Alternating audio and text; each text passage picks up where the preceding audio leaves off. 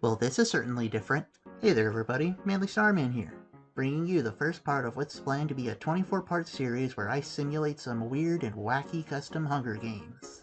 This is obviously not at all an original idea, but one I thought would be fun all the same. The main reason I wanted to do this because I figured it would be pretty quick and easy content I could put out there while still working on some other things that require much more editing work than this will hopefully take. I can't imagine it'll be more than editing my voice and adding in some background music for this. And maybe some slight visual edits if I think of something funny. For this part, we've got the 4 beta kids and 12 post-scratch trolls facing off. In District 1, we have John and Jade, who you might have noticed is a GIF image. I got these images of the characters from the MSPA wiki, and Jade's default image there features her shirt design that constantly switches between multiple symbols, so she's just the only animated icon of this set. In District 2, we have Rose and Dave. I just decided to pair the siblings together in each district, just for fun really. And that leaves the trolls to fill out Districts 3 through 8, in Zodiac order. But with that preamble out of the way, let's proceed and see what happens. The bloodbath. As the tributes stand on their podiums, the horn sounds. Vriska bashes Gamzee's head against a rock several times. I wasn't expecting Gamzee to go out first, but I guess if the 3-time showdown combo would have been allowed to happen, that's what would have happened. Now we know. Vriska would have won. Dave runs away. Terezi gets a handful of throwing knives despite being blind. The irony. Kanaya runs. Tavros receives a trident. Not exactly a lance, but it works, I guess. Equius runs. Aurelia rips a mace out of Karkat's hands. Okay. See, Fanfare clutches a first aid kit. Works for the life player. Nepeta grabs a jar of fishing bait while John gets the gear. Solix runs. Jade breaks Eridan's nose for a basket of bread. Accurate. And Rose clutches a first aid kit and runs. Day 1. And Terezi has fallen into a frozen lake and drowns, because she couldn't see it coming. Vriska runs from Nepeta, as she probably should. Aurelia overhears Fanfare and Tavros talking in the distance. Okay. John collects fruit. And Equius sets off an explosive, killing Rose, Dave, Kanaya, and Karkat. Maybe he got his hands on one of Vriska's doomsday devices. Eridan receives a hatchet. I don't know why anyone would sponsor Eridan, but okay. Solix makes a slingshot, and Jade bleeds out due to untreated injuries. Well, in one day, 3 of the 4 humans are already dead. It's been 1 day and 7 people are dead. Holy crap. Equius stays awake all night. Eridan stays awake all night. Tavros passes out from exhaustion. Fanfare and Vriska sleep in shifts. John thinks about winning. Aurelia questions her sanity. Solix thinks about winning. And Nepeta climbs a tree to rest. Yeah, that sounds about right. No caves, so trees will do. Ooh, the feast. The cornucopia is replenished with food, supplies, weapons, and memoirs from the tribute's families. Not sure how that really works with the trolls, but whatever. See, Vriska takes a staff leaning against the cornucopia. Nepeta kills Equius! No! The Meow Rails! Tavros doesn't go. Aurelia severely slices Fanfare with a sword. Okay.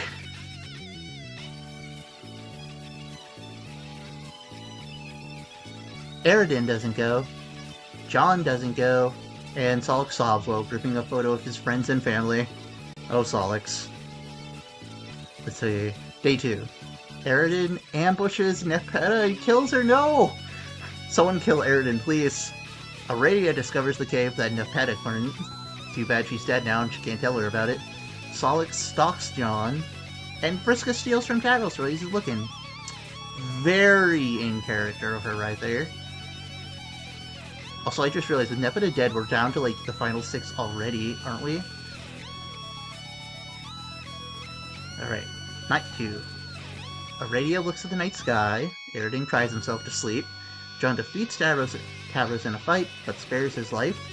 Solix thinks about winning again. and Vriska sets up camp for the night. Tavros practices his archery. Too bad Equius couldn't do that. John scares off Solix after he was stalking him. Vriska attends to Eridan's wounds for no good reason. Meanwhile, Aradia is actually getting medical supplies. No one dead there? Night 3. Eridan and Tavros tell stories about themselves to each other, while Vriska fends off Solix, Aradia, and John away from her fire. Day 4. Eridan tends to Solix's wounds, so hey aerosol shippers, there you go, you're being fed today. John camouflages himself in the bushes, okay. Maybe that has to do with his pranksterism, he's used to hiding to like pop out and like scare people. Tavros explores the arena. Vriska tries to spearfish with a trident that she probably stole from Tavros when she raided his camp. And Aradia gets more medical supplies. So I was really hoping Aradia wins. No one died again!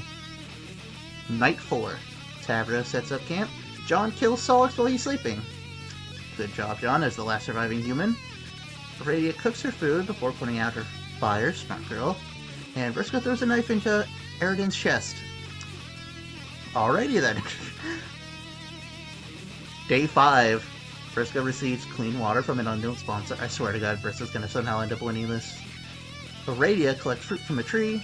Tavros attacks John, but he manages to escape. 2 candy shots. Appropriate for Solix. Final 4. And Night 5. Aradia questions her sanity. Tavros lets Vriska into a shelter. Tavros. Oh, my sweet summer child, no. And John falls into a pit and dies. So that leaves Team Charge and Vriska left alive. Vriska sprains her ankle running away from Tavros, and Aradia collects fruit. Alright. 1 cannon shot for John. Aradia sees a fire but stays hidden. Vriska questions her sanity. And Tavros sees a fire but also stays hidden. Let's see. Aradia's made a slingshot, and Tavros severely injures Vriska and leaves her to die. Well then. Definitely a lot better than how standing up to Vriska worked the first time in the comic. So it's between Aradia and Tavros. Whoever it's gonna be. And Aradia and Tavros threaten suicide. They survive and win. Huh.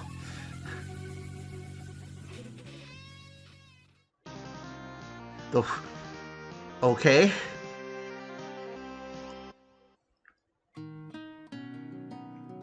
Well, that complicates things.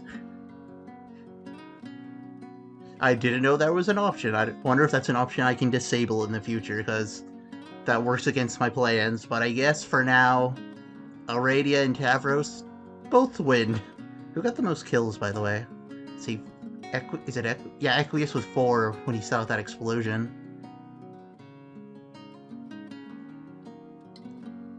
Well then, this didn't go exactly as I planned. With having, again, the whole 2 winners thing. I wonder if that's an option I can change. I'm gonna have to look at that. But for now, I'm just keeping them as both winners, I guess. And I guess I'll put this out and see what you all think of it.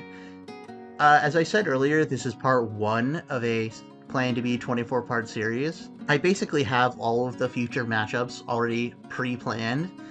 So I know what's going to be coming next, but you guys will have to wait until what pops up next in your YouTube feed. For now though, I hope you had some fun with this video, and I'll see you all next time. Still not sure on what the schedule is that I want to be putting these out, if I want to wait every week, because this felt really short. But I might mess with the settings in the future to make things last a little longer, but despite that, it did last until night 7. So, and that's pretty impressive for how many people died within the first day. But yeah, I hope you all had fun with this dumb little video, and I'll see you all next time. Bye everybody!